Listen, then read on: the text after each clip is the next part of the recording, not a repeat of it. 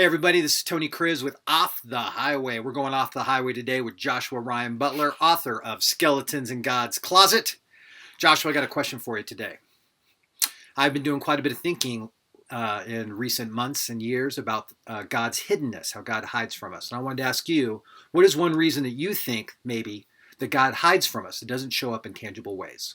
That is a great, really important question. Some of in my own story, I think of how when I really first began following Jesus and everything, I remember having these kind of radical encounters where it felt like dreams and kind of like, I think, God, you're saying this about my life or this person. And it just seemed like God was showing up in these kind of fireworks, these big ways everywhere. And it was exciting. It was invigorating. And I entered a season a few years after that where that gradually seemed to kind of slip away. And I found myself wondering for a while, like, am I doing something wrong? God, did you leave because there's some part of me that messed up, or have I pushed you away distance?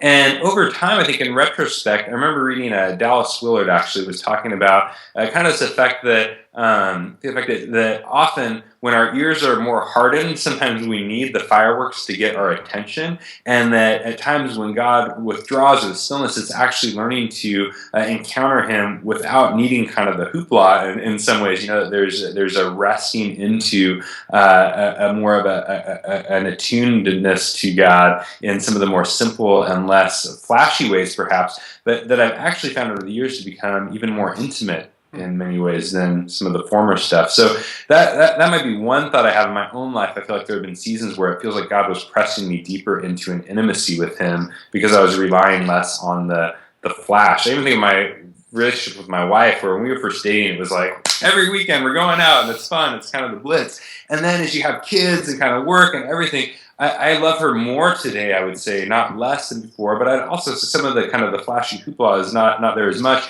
And that's been part of us settling into living life together and not necessarily relying on some of the bigger stuff. But another thought in another direction, I think, is that I think there's a place where God is pressing us into community as well, where Leslie Newbigin has this great quote where he goes, kind of universally, we tend to want to approach God through the skylight, as he calls it, where it's like, I want to open up the skylight and me one-on-one have this direct encounter with God.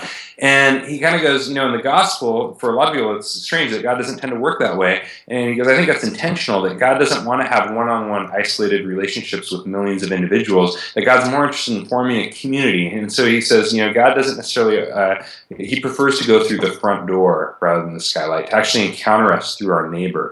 And so for me, that's even pressing into the liturgy, things like the Eucharist or the sacraments, that actually I encounter Christ in the bread and wine. I encounter Christ in His church, in the tradition, the history, the people, in His word. There are these things that actually press me out of myself and into the life of God's people, where I think it's kind of a way that God's confronted some of my individualism and pressed me into becoming a part of His people and learning to encounter Him there. So it's not a definitive all-encompassing, but it's a few reflections that have kind of been significant for me over the years. Those are some great spontaneous thoughts. Thank you, Joshua. That's Joshua Ryan Butler, author of Skeletons in God's Closet. Thank you, sir. Thank you.